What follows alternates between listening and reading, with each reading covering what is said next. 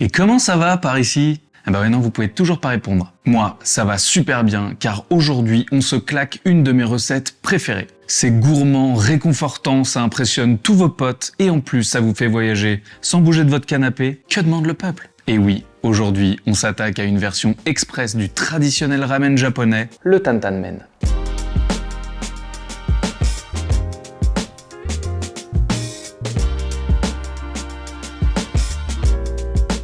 Alors oui, le ramen on adore ça, mais c'est ultra long et super fastidieux à faire. Alors dans cette vidéo, je vais vous montrer une version alternative qui est beaucoup plus rapide et qui est à mi-chemin entre les nouilles dandan, qu'on adore, une recette du Sichuan en Chine, et le fameux ramen japonais. Vous allez voir, c'est facile à comprendre après. Bon, cette recette demande pas mal de mise en place, on va préparer pas mal de petites choses par-ci par-là, des cuissons, des huiles, mais ça vaut le coup car après, une fois que tout est ok, on peut envoyer ça super rapidement. Concernant les ingrédients, je vous vois venir, pas de panique. Il y en a pas mal, mais c'est un peu comme tout. Vous investissez une fois et après vous les avez sous la main pour toutes les recettes. Évidemment, j'ai acheté certains trucs qui sont difficiles à trouver et pour cela, vous pouvez soit les remplacer, soit ne pas du tout les mettre. Ceci étant dit, sortez vos baguettes, c'est parti. On commence directement par faire chauffer de l'huile neutre à feu moyen. On a pas mal de préparations aujourd'hui, je les lance simultanément, mais à vous de vous organiser comme vous voulez. En parallèle, on va commencer la cuisson des œufs et c'est tout simple, on les plonge 6 minutes 30 dans une eau bouillante. Déposez-les délicatement pour ne pas qu'ils se cassent et utilisez des œufs à température ambiante. Pendant ce temps-là, on se met sur la découpe du gingembre. Vous allez voir, c'est pour notre huile pimentée, du coup on fait des gros bouts. Idem pour les oignons jaunes, des sections de 2 cm, ça fera l'affaire. Que serait une huile pimentée sans ail? Je vous le demande. Donc on se prépare 3 petites gousses. Pour nos œufs, c'est très important de les plonger immédiatement après cuisson dans de l'eau glacée. Ça va stopper la cuisson, idéal pour un jaune ultra coulant. Quand notre huile est bien chaude, on dépose délicatement le gingembre, l'ail et les oignons jaunes. S'il vous plaît, faites très attention. Vous pouvez mélanger pour éviter que ça accroche. Et pour un parfum encore plus incroyable, on peut ajouter des graines de coriandre. Oh là là, ça sent trop bon. Pour le piment, d'habitude j'utilise du gochugaru, mais là on est parti sur des flocons de piment plus classiques. Quelques tours de poivre du moulin. Un joli bâton de cannelle, c'est classe, hein. 2 petits anis étoilés, on appelle ça aussi de la badiane. 3 jolies petites feuilles de laurier séché. Une grosse cuillère à soupe de sucre de canne. Du sésame blond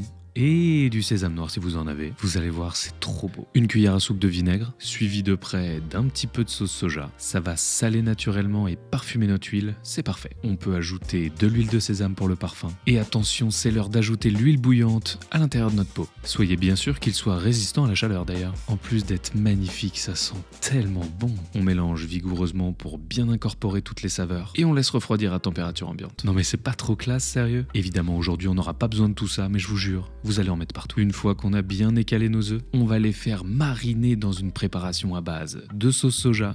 Ouais, il faut pas mal de sauce soja. Et si vous en trouvez, du mirin. Pour être sûr que les œufs soient bien recouverts de la préparation et qu'ils prennent toute la couleur, on les recouvre avec un peu d'essuie-tout. Et c'est parti pour minimum 4 heures au frais. Pour les légumes, je me suis procuré des petits choux pak choy, mais ça fonctionne super bien avec des épinards par exemple. Une fois qu'ils sont bien cuits, moi je les adore al dente, on peut les mettre de côté et les réserver à température ambiante. On enchaîne avec la cuisson des pousses de soja. Attention, ça va très vite, on veut qu'elles soient bien croquantes. On les sort de l'eau à l'aide d'un écumoire. Et moi je les ai mis directement avec les pak choy. Et ouais, ça prend moins de place et en plus ça fait moins de vaisselle. Mais je pense bien que c'est l'heure de se mettre sur la viande. On commence donc par râper finement 2 belles gousses d'ail. Et parce que ça se marie beaucoup trop bien, on râpe un gros bout de gingembre. N'ayez pas peur, on en veut beaucoup. Aujourd'hui je suis parti sur du porc haché, mais ça fonctionnera très bien avec du poulet, du bœuf. Et pour une version sans viande, j'adore le faire avec des pleurotes. Mais donc aujourd'hui, déposons le porc dans une poêle bien chaude avec de l'huile. On veut qu'il soit bien coloré, alors on remue bien tout ça. Au bout de quelques minutes, on peut ajouter l'ail et le gingembre. Pour bien enrober tout ça, on va déglacer avec du saké, suivi de près de la sauce soja. Oui, j'ai une consommation aberrante, donc je prends que des grands bidons. Et voilà, un généreux petit filet. Pour les 2 ingrédients suivants, c'est facultatif. Moi, j'aime bien rajouter de la sauce huître. Et pour un peu de spicy, j'ajoute du doubanjiang, mais vous pouvez mettre de la sauce piquante ou du gochujang par exemple. Quelques tours du poivre du moulin. Et on mélange vigoureusement pour bien incorporer tout ça. Regardez comme la viande prend une couleur absolument magnifique. Et là,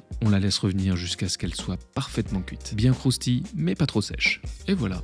la viande est prête. Moi je la mets de côté, mais n'hésitez pas à la laisser dans la poêle pour qu'elle reste chaude jusqu'au dernier moment. C'est l'heure de passer à la pièce maîtresse du tantanmen, le bouillon. Et oui, ce qui fait que c'est une recette express de ramen, c'est qu'on va mélanger du bouillon de volaille ou de légumes avec du lait de soja. C'est ce qui va rendre ce côté ultra crémeux. Attention, le lait de soja ne doit surtout pas être sucré. Pour le dressage, on émince finement de la cébette et attaquons-nous à un élément important du tantanmen, le tare. En gros, c'est notre base aromatique. Tahini, huile de sésame, sauce soja et notre magnifique huile pimentée. Pour cette dernière, vous gérez en fonction de votre tolérance au piment. Le tahini, qui est une pâte de sésame, va donner un goût incroyable à cette base. Et en plus du goût, regardez-moi cette texture. Notre bouillon frémit toujours gentiment. C'est l'heure de passer à la cuisson de la star de la recette, les nouilles. Ici, j'ai acheté mes nouilles préférées, mais dites-moi en commentaire si vous voulez que je vous donne la recette des nouilles maison. Attention, les nouilles, quoi qu'il arrive, ça va très vite. Alors quand elles sont bien al dente, on les sort et on les égoutte directement. Et ben voilà, tous les ingrédients sont prêts. Il ne reste plus qu'à assembler tout ça. Dans un grand bol, on va déposer notre base aromatique, suivie de près d'une généreuse dose de bouillon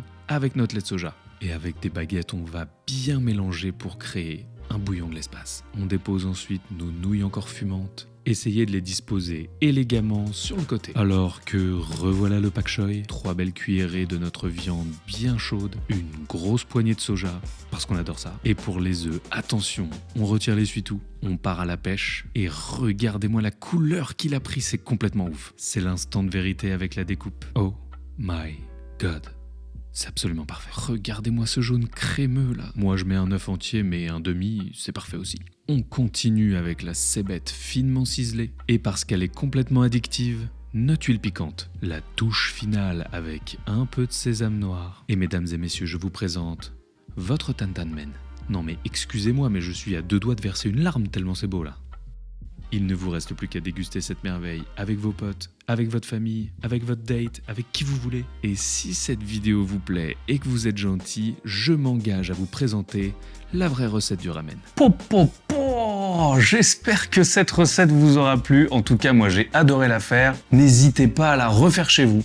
Et d'ailleurs, si vous la faites chez vous, prenez des photos, envoyez-les-moi par Instagram. J'adore les regarder et on échange ensemble, c'est génial. Vous êtes de plus en plus nombreux à suivre le projet Woogies sur YouTube et ça fait plaisir de ouf. Et oui, maintenant c'est direction les 100 000 abonnés. Et pour atteindre ce fameux palier qu'on attend tous, je vous propose de vous abonner, d'activer la cloche. Si vous êtes abonné, abonnez votre grand-mère, vos parents, partagez la vidéo partout. Je veux qu'on explose les scores. Merci énormément en tout cas pour votre soutien, c'est génial, ça donne beaucoup de force pour la suite. C'était Hugo, vous êtes toujours sur Woogies.